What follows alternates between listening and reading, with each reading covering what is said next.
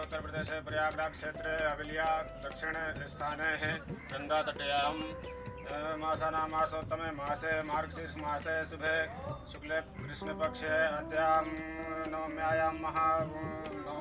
महापुण्य शुभतिथौ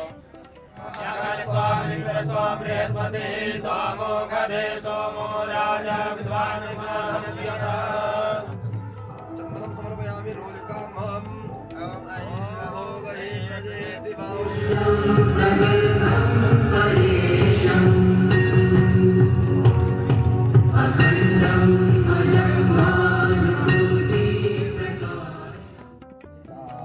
नटराज राज नमो नमः हे आद्य गुरु शंकर पिता हे आद्य गुरु शंकर पिता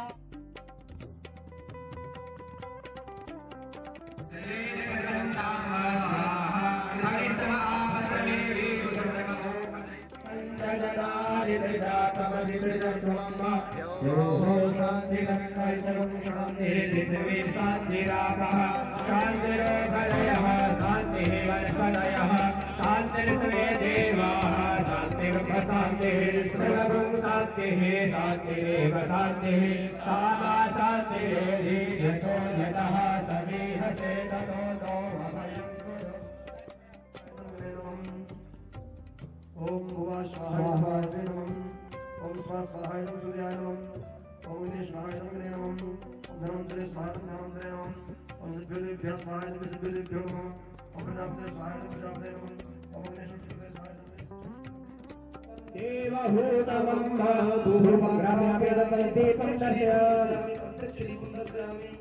ओम चंद्रमा मनसं दर्शयामि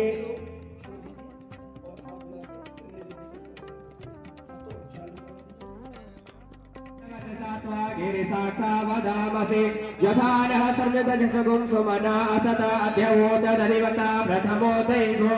विगकाहि सर्वं भयं सर्वं जातो धान्यो धराचिः परासुव असौ दस्ताम्रो अरुणौ कवरुः सुमङ्गलः श्रीचैन गुरुद्राभितो दिक्षुस्मृताः सहस्रशो वैघागुहे महे असौ चो वसतते नीलग्रीवो विलोहितः उतैनं गोपापदुष्णुन्नति सन्मुदः सतिष्ठो मृडयादिनः नमोऽस्तु नीलग्रीवाय सहस्राक्षाय मेढुके अथो विश्वानो हस्तेभ्यो करन्नमः ओम भूर्भुवः अभिषेकं अमृताभिषेकं समर्पयामि ओम विरूपाक्षाय नमः अर्चयामि ओम कपर्दिने नमः अर्चयामि ओम नीललोहिताय नमः अर्चयामि ओम शंकराय नमः नमः अर्चयामि ओम शूलपाणाय नमः अर्चयामि ओम खड्वांगाय नमः अर्चयामि ओम विष्णुवल्लभाय नमः अर्चयामि ओम सिद्धिष्ठाय नमः अर्चयामि ओम अंबिकानाथाय नमः अर्चयामि कंठाय नमः नमः अर्चयामि भक्तवत्सलाय नमः अर्चयामि ओम सागराय नमः अर्चयामि सर्वकृष्णाय नमः अर्चयामि लोकेशाय नमः अर्चयामि कंठाय नमः अर्चयामि प्रियाय नमः अर्चयामि मुकुन्दाय नमः अर्चयामि कपालयाय नमः अर्चयामि कौमाराय नमः अर्चयामि सुरसूदनाय नमः अर्चयामि भीमाय नमः अर्चयामि परतुहस्ताय नमः अर्चयामि कृपाणाय नमः अर्चयामि जटाधराय नमः अर्चयामि कैलासवासिने नमः अर्चयामि त्रिपुरान्ताय नमः अर्चयामि कवचिने नमः अर्चयामि कठोराय नमः अर्चयामि त्रिपुरान्तकाय नमः अर्चयामि वृषङ्काय नमः अर्चयामि सर्वै नमः अर्चयामि मूर्तये नमः अर्चयामि गणेश्वराय नमः अर्चयामि मध्याय नमः अर्चयामि परमात्मनाय नमः अर्चयामि ओम सूर्याग्निलोचनाय नमः अर्चयामि ओम यज्ञमाय नमः अर्चयामि ओम सोमाय नमः अर्चयामि पंचवक्त्राय नमः अर्चयामि सदाशिवाय नमः अर्चयामि सिद्धेश्वराय नमः अर्चयामि वीरभद्राय नमः अर्चयामि गुरुनाथाय नमः अर्चयामि प्रजापतये नमः अर्चयामि हिरण्यनेताय नमः अर्चयामि गुरुदर्शाय नमः अर्चयामि भक्तवासाय नमः अर्चयामि पुराराताय नमः अर्चयामि ओम भगवन् प्रसन्नाय नमः अर्चयामि परमाधिपाय नमः अर्चयामि महामृत्युंजयाय नमः अर्चयामि सूक्ष्मतनवे नमः अर्चयामि जगद्व्यापिने नमः अर्चयामि ओम देवदेशाय नमः अर्चयामि महादेवजयकाय नमः अर्चयामि विक्रमाय नमः अर्चयामि रुद्राय नमः अर्चयामि भूताय नमः अर्चयामि कालवे नमः अर्चयामि शंकराय नमः अर्चयामि श्रीरुद्राय नमः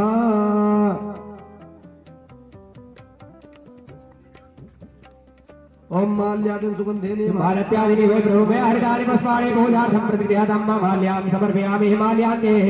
अथ पुष्पं समर्पयामि पुष्पान्ते अमोघदेः हरिमोघं पुष्पवदेः प्रसोवरेः अस्वावरदेरुधः पारैश्ववः समर्पयामि ओम नाभ्या आसीदन्तरिक्षगुं श्रेष्ठोद्योः समवर्धना पद्भ्यां भोगतिसः श्रोत्रान्तरा लोकान् अकल्पयन्तः ॐ मण्डपदेस्य लोदेयमदीस्य सुप्रियः प्रपदारं तारिकौर्चन्दो देहिपदे संसदपदे ॐ प्राणाय स्वाहा पानाय स्वाहा व्यानाय स्वाहा समनाय स्वाहा उदानाय स्वाहा नैवेद्यं निवेदयामि पञ्चवारम् आत्मनीयं जलं समर्पयामः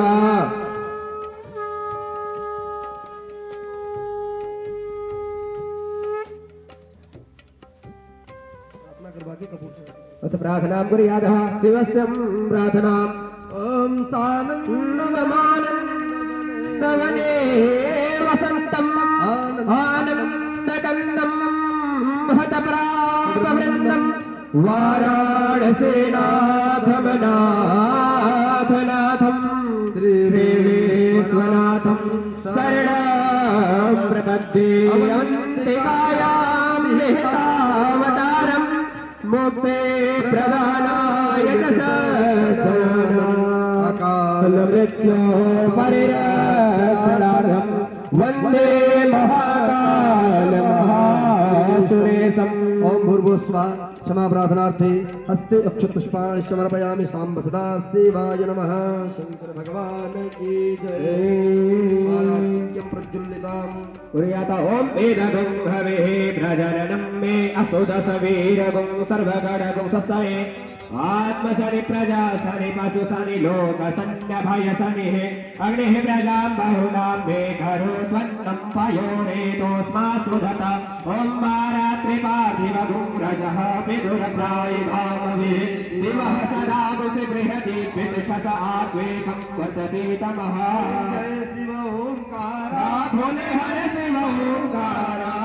ब्रह्मवेषु सदा शिव भोले भोलेनाथ महाशिव अर्धांगीधारा ओम हरे हरे हरे महादेव एकानन चतुरानन पंचानन राधे भोले पंचानन राधे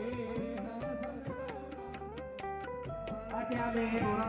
आत्यामे काय नमः आत्यामे शंकाय नमः आत्यामे रूढ़ाय नमः आत्यामे प्रथमोत्थूलित विग्रहाय नमः आत्यामे प्रियाय नमः आत्यामे सर्वै नमः आत्यामे मूर्तये नमः आत्यामे ईश्वराय नमः आत्यामे मूर्तये नमः आत्यामे परमात्मने नमः आत्यामे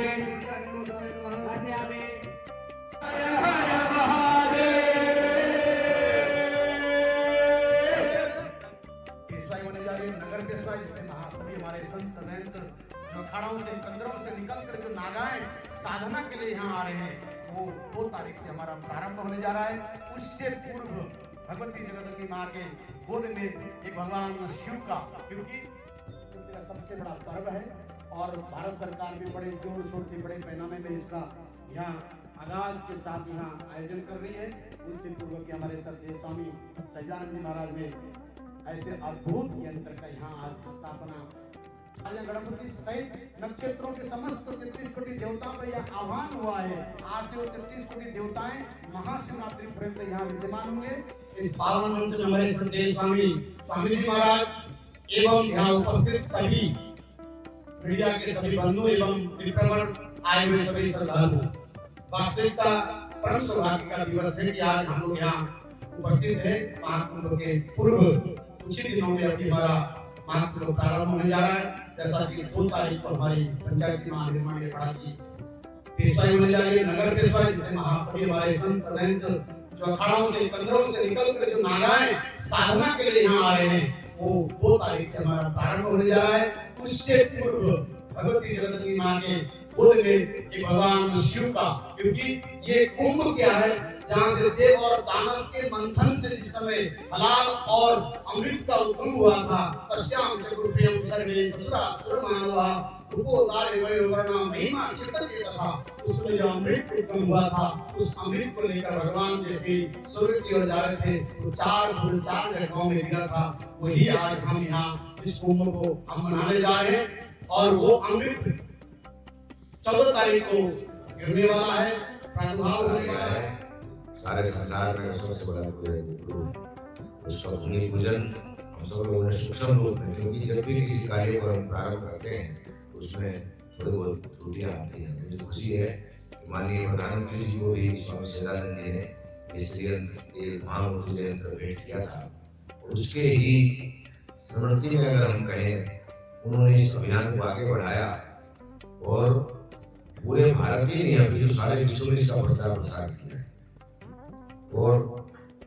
मैं अपने आप को गौरवान्वित महसूस करता हूँ कि स्वामी सच्चिदानंद जी श्री पंचायत अखाड़ा महानिर्वाणी से दीक्षित हैं, हरिद्वार में उनकी दीक्षा हुई है। पर्यावरण के लिए उन्होंने बहुत सा भारत में काम किया है, और ये एक ऐसी योजना को उन्होंने हाथ में लिया है। यंत्र, मंत्र और तंत्र, शासन के 3 अंग हैं। शासन में यंत्र और तंत्र, और शासन की जो भाषा है वो मंत्र है। यदि हम प्रकृति को स्वीकार नहीं करेंगे तो निश्चित है एक दिन ये प्रकृति हमें उसका अनुभव दिखाएगी। कई बार हमने इसका अनुभव किया है। केदारनाथ में भी हमने कुछ समय पहले प्रकृति के प्रति जो हम सब निस्तेज हो चुके हैं, हमें लगता है कि हम प्रकृति के प्रति बड़े सजग हैं,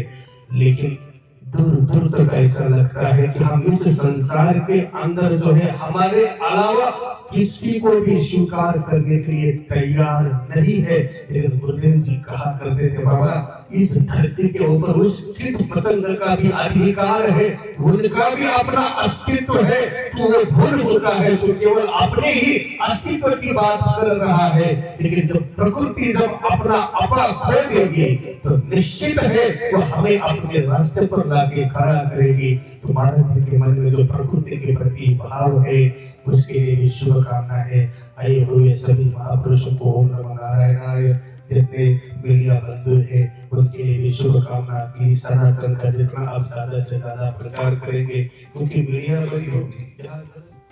सर्वप्रथम मैं मंच पे विराजमान सभी पूज्य संतों को दंडवत प्रणाम करता हूँ।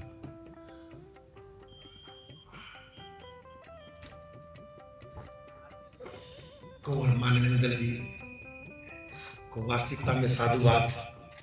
जिन्होंने एक बार कहने से ही अपने सब प्रोग्राम से निवृत्त होकर उन्होंने यहाँ आने का जो वचन दिया उसे पूर्ण रूपेण पूरा किया। शुक्ला जी का हृदय से आभार, जिन्होंने हमें पकाया काम कैसे करना है। और परम पूज्य महामंडलेश्वर रामेश्वरानंद जी मित्र के रूप में जिन्होंने मार्गदर्शन किया, और जो हमेशा ही कहते रहते हैं स्वामी जी मैं हूं ना, वेद निकेतन धाम के परमाध्यक्ष परम पूज्य स्वामी विजयानंद जी, जैसे गंगा निर्मल बहती है वहां से, वैसे ही निर्मल रूप से वो मुझे ब्लेसिंग देते रहते हैं।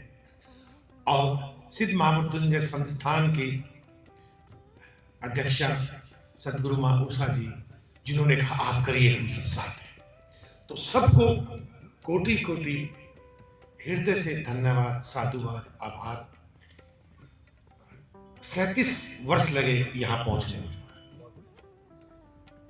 ऐसा नहीं है कि संकल्प पूरा नहीं हो सकता था, जरूर हो सकता था।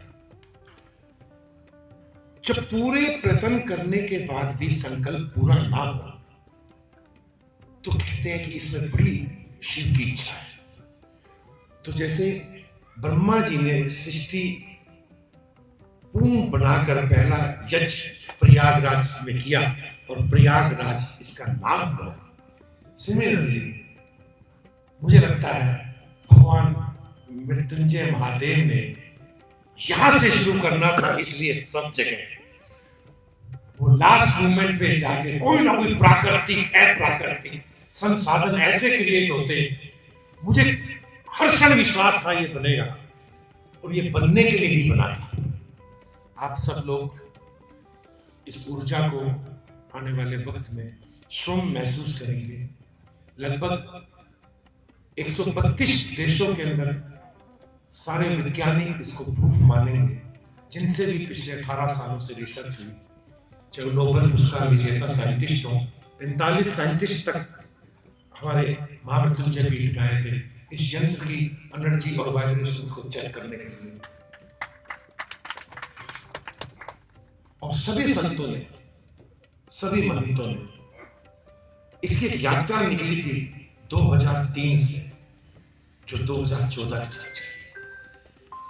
तो मैं आप सबका हृदय से आभार व्यक्त करता हूं, उन्हें धन्यवाद करता हूं और बारंबार आप सबको साधुवाद प्रदान करता हूं। सिद्ध शक्ति पीठ है, 52 ही हमारे स्वर और व्यंजन है, और पूरे ब्रह्मांड में, इस ब्रह्मांड के भी जो असीम ब्रह्मांड है, उनकी जो वाइब्रेशंस है, उनकी जो ध्वनियां है, वो भी 52 ही है। इसी चीज को भारत के ऋषि मुनियों ने जाना, समझा और उसका अभूतपूर्व प्रयोग आपको देवनागरी लिपि के रूप में दिया कि आपका जो ये शरीर, जो ये नगर है, जिसके अंदर देवता वास करते हैं, अगर वो देवता और दानवों की आपके शरीर में लड़ाई होती रहती है, जिसको रेड ब्लड सेल और वाइट ब्लड सेल कहते हैं, रक्त कोशिकाएं और श्वेत कोशिकाएं, सब लोगों ने सुना होगा, लड़ती रहती है। इसी को दानव और देवता कहते हैं। एक सीमित अवधि के बाद मनुष्य के अंदर देवताओं के प्रकोप बढ़ने लगते हैं, दानवों के प्रकोप बढ़ने लगते हैं, जिसकी वजह से उसका शरीर रोगी हो जाता है। और जब उसका शरीर रोगी होता है तो उसके अंदर देखने सुनने की क्षमताएं, उसके अंदर के सारे पार्ट काम करना बंद कर देते हैं और वो खुद अपने आप को रोगी बना लेता है। और विशेष बात है, उसके देह से ज़्यादा रोग वर्तमान परिवेश में मनुष्य का मानसिक रोग है। वर्तमान में आपने कभी कल्पना की है, अगर मैं परिवार की बात करूं, एक पति और पत्नी आपस में संबंध बनाकर रहते हैं और अचानक वो एक दूसरे के वैरी हो जाते हैं। क्या कारण है कि माता पिता अपने बच्चों को लोन लेके पढ़ाते हैं और भारत जैसे राष्ट्र में वही बच्चे अपने माता पिता को प्रौढ़ आश्रम में, वृद्ध आश्रम में भेज देते हैं। दो लोगों ने किसी व्यवसाय को लेकर पार्टनरशिप शुरू करी और आपस में वो एक दूसरे के वैरी हो जाते हैं। इस तरह की सैकड़ों समस्याएं हैं जो आज एक दूसरे के सामंजस्य स्थापित था और वो बिगड़ गया। उसके पीछे कारण है किसी ना किसी रूप में मनुष्य के अंदर नकारात्मकता आती है, और जब नकारात्मकता आती है तो उसकी ज्ञान इंद्रियां और कर्म इंद्रियां कार्य करना बंद कर देती है। इसीलिए आज एकादशी के दिन, एकादश मतलब 11, 5 ज्ञान इंद्रियां, 5 कर्म इंद्रियां और एक अंतःकरण मन, इनको जिसने कंट्रोल किया उस व्यक्तित्व को आज सभी लोग जानते हैं और मनुष्य उसको कंट्रोल कर सकता है। अगर वो उसको कंट्रोल करता है तो वो व्यक्ति निरोगी रहता है। और यहाँ पर नित्य रुद्र अभिषेक होंगे, अति रुद्र यज्ञ होगा और महामृत्युंजय मंत्रों से निरंतर यहाँ का स्थान गुंजायमान होगा।